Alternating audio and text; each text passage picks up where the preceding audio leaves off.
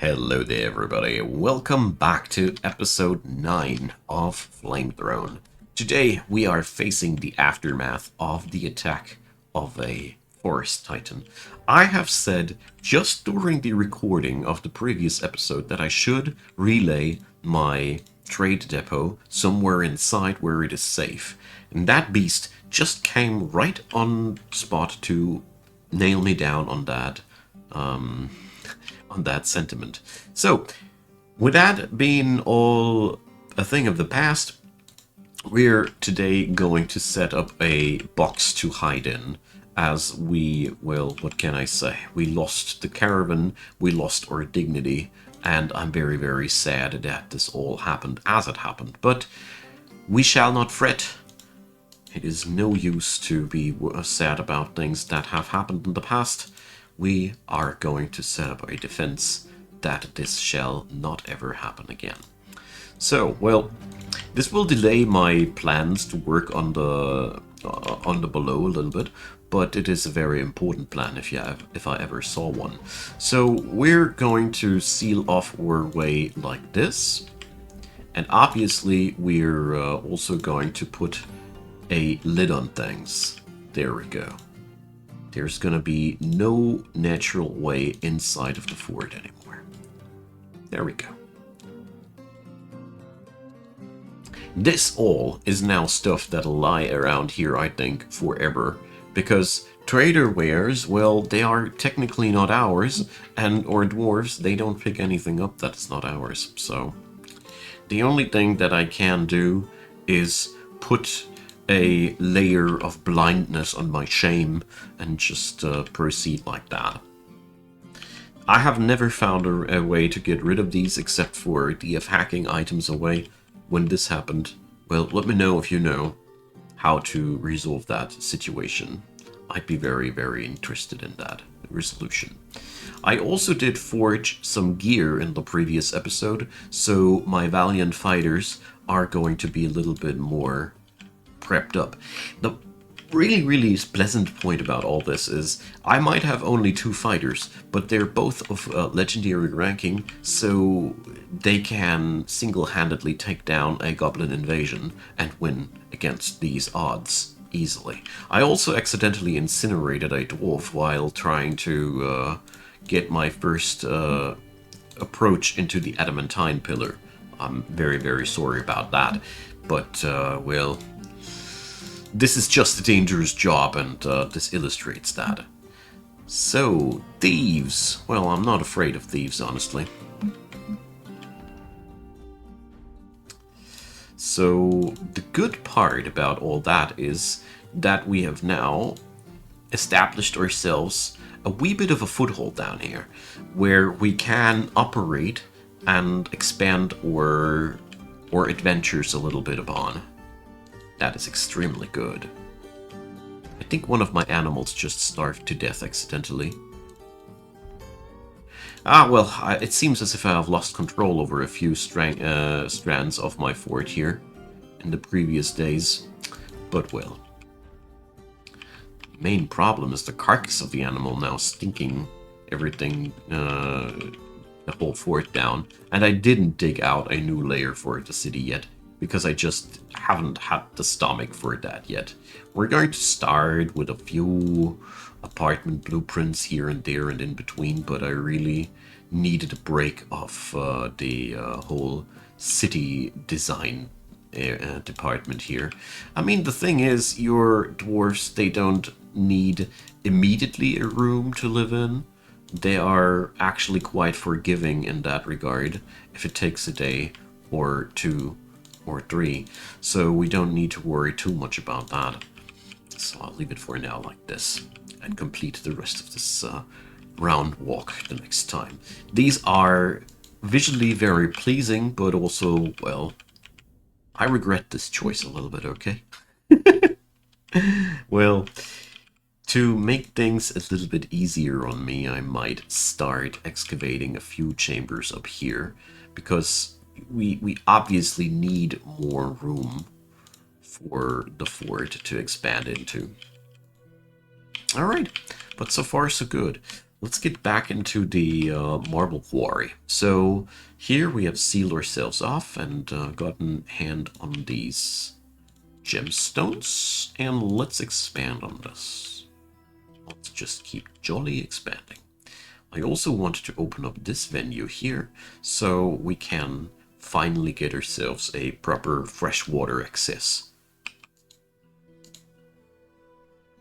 So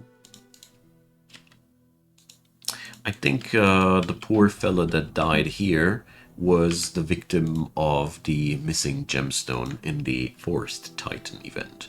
So altogether, not my most proud hour, so we're going to go and get ourselves some coffins and slabs together. Life and death are part of this whole thing, so let's make our coffins out of what actually? I think I want the... where is it? Am I out of it already again? Yeah, I ran out of orthoclase yet again. Shoot. What a pity. We need to stock up on that stuff, obviously, a little bit more.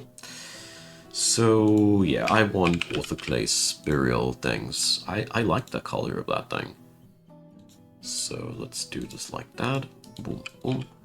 And, yeah. Keep digging that orthoclase. Obviously, we love that stuff. There we go. At least we have some quarrying power here at hand. With a few layers that are not interspersed with caverns and other nastinesses. Alright, so we are far from being safe here, though. The big problem is that, well, alright, this here, I'm pretty sure that this will just be a wet cavity. But we can't say for sure that, for example, this black spot here does not host a transdimensional baddie. So this is our big problem that we will face henceforth all the time. This will be a lingering issue on the whole Adamantine market. Since we don't have glass, I can't look into it from the upside. You know, I could set up a piece of glass flooring here, and then we would be able to look through it. But, yeah. It ain't happening. That's all I can say. So, let's set up those levers, finally. And I also need a burial spot. So, I figured that the place where I have the temples... Hey, there's the stink. Ha! There's the rotten carcass of the animal. The place where I have the temples is also a good place for our crypts. That's just pretty easy for me. Alright, there's a mandate ending. Oh, please don't say me that I did do any crimes. No, I didn't. Good. So we struck some red pie rope. So my orthoclase quarry is a very mixed bag all of a sudden of everything I use, except for the schist, but we will use that eventually too. That is one hell of a wild ride. Okay, whatever. I don't mind. So we're slapping in a door here as soon as we can. And then we're going to go for an analysis of what we can do about that. So, let me guess. More tables. Alright, my man. So we're going to go here always for one-time orders of the tables in question, because I need to satisfy these. And the job that I have already set up does not automatically provide resupplies when the mayor demands. It's pretty much that. So, let's set up the bridge. There we go. I want to be able to shut off freshwater supply, obviously, as well. Because there's nothing worse than a freshwater supply that is directly connected to the caverns. That is outright deadly. So, the next artifact is ought to be made. Hopefully more successful than the previous one. So, let's link this lever to that one here. This whole job pushing feature is... I spontaneously fell in love with that, alright? So, we're going to go and set up the double doors. Yeah, it's quite iffy, I know. But we need it. So, step one, I want to know if there's really only water behind that. We can't chop off that one.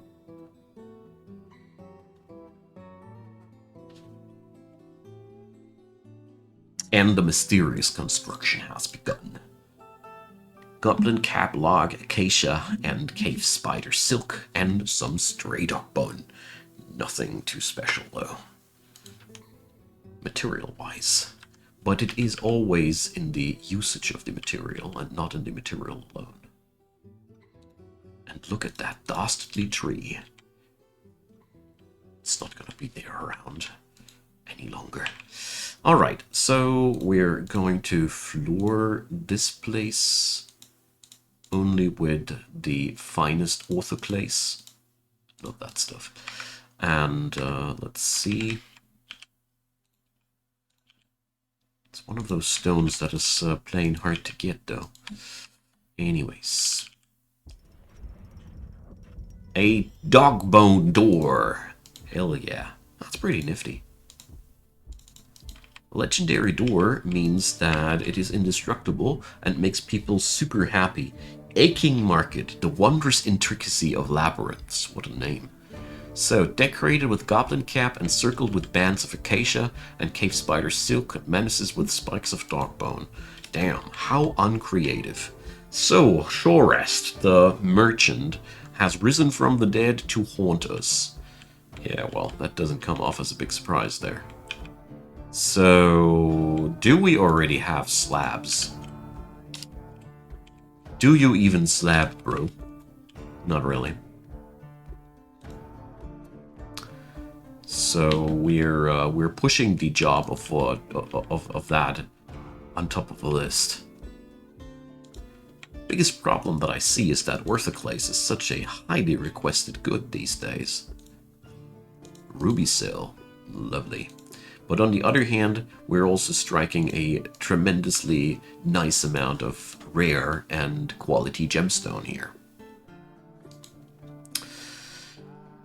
Ah, well, let's get rid of the ghost as quick as we can. So, what's happening here and what's causing the delay is that the stoneworker in question is carrying his orthoclase boulder out of the mines off to the workshop. That takes a terrible long time. But that won't happen too often anymore, as we have now orthoclase boulders on the display here. So, since we have a hasty thing, I forbid it and unforbid it for a second, because that cancels any accesses to that. And, oh shoot. Shore rest? Ah, yeah, here. Okay, he's not getting shown here, but he's shown here. Ah, okay. That's good. And we're going to engrave that directly. So, good old Shore rest gets his grave, or his memorial, I should rather say. And the poor old doctor with the ruptured lung is still stumbling around obliviously. That is quite a ironical thing, because the Banner of Shadow is one faction that is really excelling at doctoring, or at least they do a lot of doctoring. They research a lot of doctoring. So I find it quite ironic that they have one of these people that is just ought to never get healthy again. And yeah, this is, you see, I wasn't able to build it because it was claimed by somebody else who meant to hold it already to the stockpile. That is nonsense though, we don't need that. So forbidding and unforbidding to free it up. It's a nice little trick. Especially for those urgent things. I like that.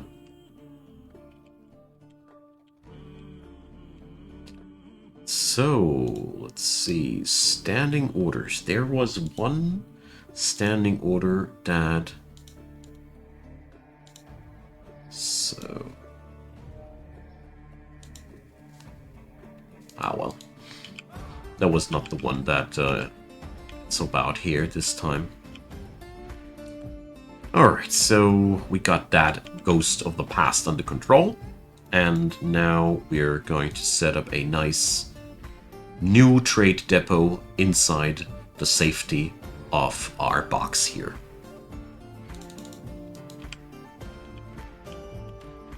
In memorial of the brave people that had to die during the attack of the Titan. So, what's the alert this time? Ah, the ghost has been put to rest. That's a good alert. This is one of the alerts that I like to see. So, here. Let's look what his memorial is. Born 44, suffocated, slain by the forest titan. United with Amethyst. Alright, whoever Amethyst is. Anyways, we're making fine progress here. So, this shows that there's nothing to be afraid of here. No, not auto mining. Auto mining is one of the most foolish things that you can do here in this environment. So we're sort of playing here Dwarf Fortress Minesweeper. That is what Adamantine mining boils down to in the long run. It's very, very similar to Minesweeper in all honesty. So let's work with the closest boulder. Alright. So now we still don't know anything about this place here, so we need to be careful about that yet again. So rip out the door, set it up one square ahead, rinse and repeat. That is why I stored so effing many doors here, you remember? That is exactly the reason. Now you know why. I might as well make that a wall, honestly.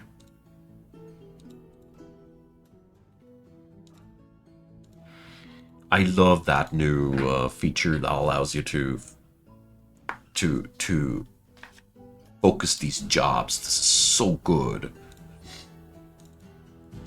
Alright, this might be just a mini pocket of water that is entirely harmless, but it might be also the home to a malicious demonoid or an angelic creature that would really wreak havoc upon our fortress if I let them.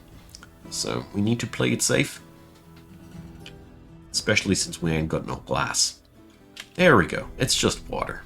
Perfect. So we can rip out the door, dig it out.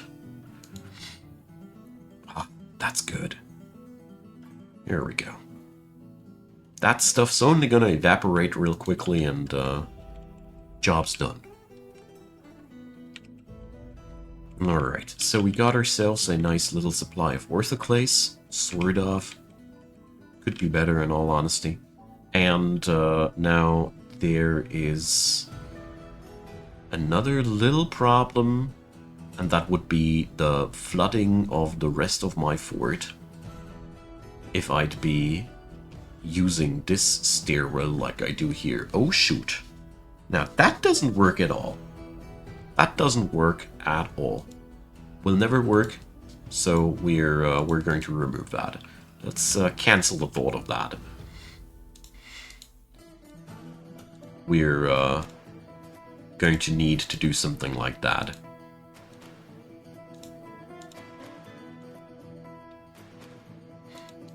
There we go. It's just the problem that the spacing here doesn't really allow me to build a casing around the stairwell and pipe the water past that. There's just not enough room for both of these things, so... Ah, well.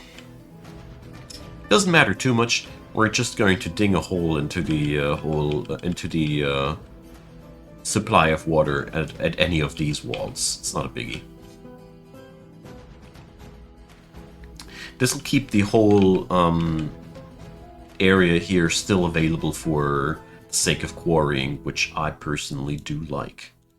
So let's set up still a little bit of a position where we can shut off the water intake.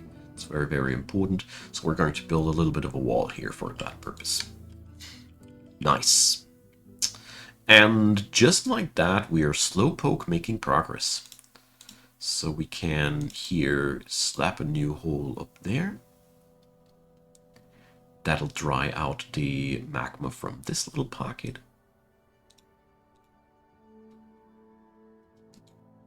As soon as that evaporation process is done, we're going to analyze what's inside that pocket. And bit by bit, we are getting ourselves into the whole situation here. Thing is, here down there with the magma, we can't build evaporation chambers like these. So we either now build pumps to pump it out of the cavities there and let it dry upstairs, which is a fairly dangerous ordeal, or we quench it with water, which is typically what I personally prefer to do. So let's do this. Alright. That'll also lead me to the point that we need a new marble quarry, but in all honesty, there's really worse things.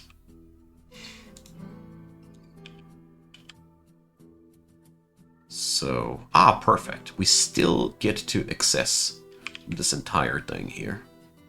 Nice. So this will be a point of no return for this chamber, though. I don't see any intention on my end to build a drain on this one. Or wait a sec. Wait a sec. I can build a drain just very, very easily. We just need a hatch cover here. Dang it. There we go. I don't have any hatch covers, so we need to change that as well. Hatch cover.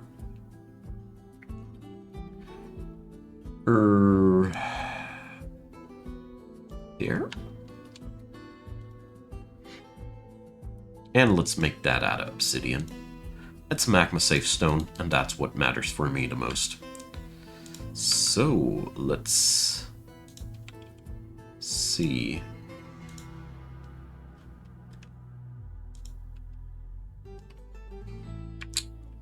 Let's link that one up here. Damp stone located. So the real fun part about this entire endeavor here will be that I can eventually just pull a lever and just flush the entire room to get back into the action here if I ever want to. I mean, how high is the likelihood that I ever need this? Not too high. How cool is it? Very much so. Because I personally love to be able to just get these things if I want them. And that's pretty much the whole logic behind that. So spring comes, and if I remember correctly, with the summertime, the human caravan will return to give us the sand that we ordered. This will help us tremendously with our pillar mining down here. So let's see, did we already make the first progress here? Ah, we can buy it now. How? Ah, here, buy this. The good thing is, if magma ain't flowing, your dwarfs are really good at staying safe in the vicinity of magma. It's just when that stuff is just gushing out on a wall that they sometimes lose their head. I wonder why. Raw adamantine, praise the miners! We also found a wet pocket. Now that is amazing, as we're just going to rip out the door, and hopefully the person that's ought to do that is not going to flush himself down the toilet. So, militia command is fighting. Out here? Whatever. So let's witness what's happening here. So water pockets are not an uncommon sight down here at all. As a matter of fact, it does happen quite often. And yeah, we definitely will profit from that. So we removed the door, and that removed also the water out of there. We instantaneously obsidianized the floor here everywhere, so we don't have any threat here whatsoever anymore. The good part is we now can safely extract all the minerals and everything here in the vicinity without being worried at all. That's a pretty nifty takeaway. I like that. So we're going to require buckets. It's another thing that this fort doesn't have yet. And while we're at it, we're going to make yarn ropes for later use. So there we go.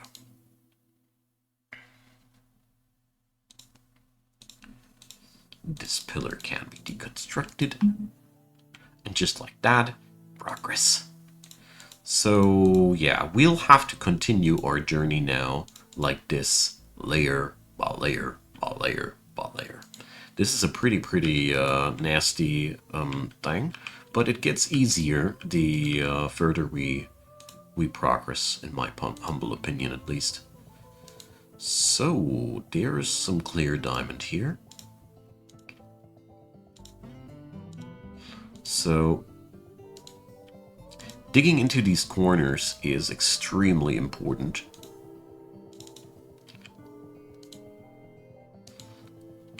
Udiel has been missing for a week. I am wondering if poor Deng did end himself now.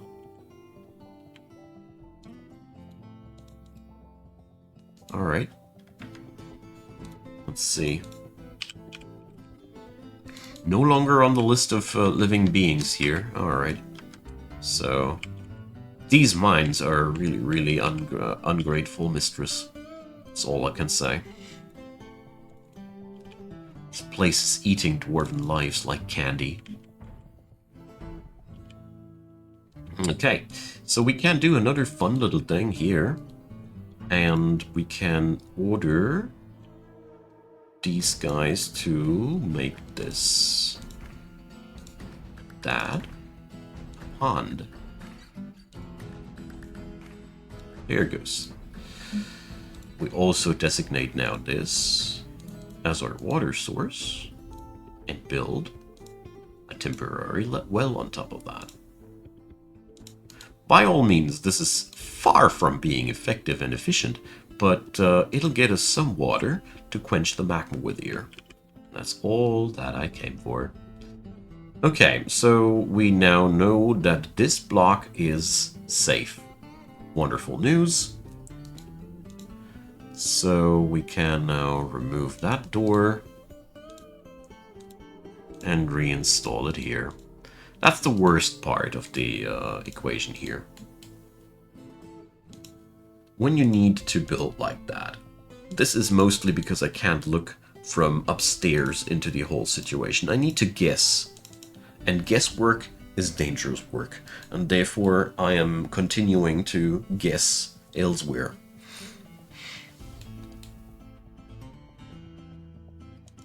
And there goes our first good reason for what we're doing. Soldier of Aspka. Axeman. So, let's see. A large, three-eyed humanoid. It has two long hanging tails, and it appears to be closely related to every other of its kind. It was created by the human goddess, the Whiskey of Fishing, and is part of birth, family, and pregnancy. So there is a fairly high chance of this thing not being too dangerous at the end of the day. Oh, shoot. Now that is really one of the worst things that could happen. Somebody dropped his rope in front of this, and now this job is probably never ever coming together. Oh boy. Let's see. This is really, really bad. So yeah.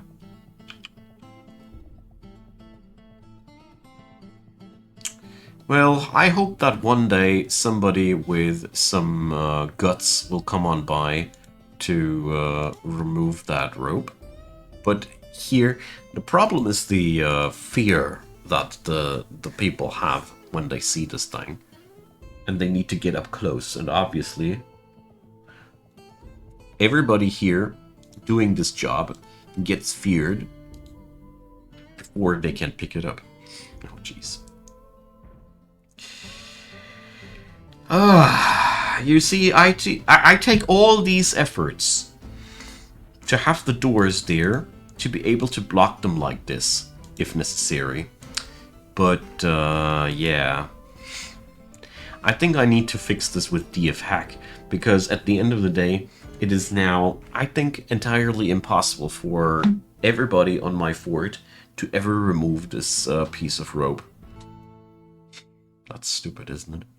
Anyways, feel free to leave me your comments. It's end of the episode time. Leave a thumbs up, consider subscribing, and check out the description box. It's full with links leading to DF stuff.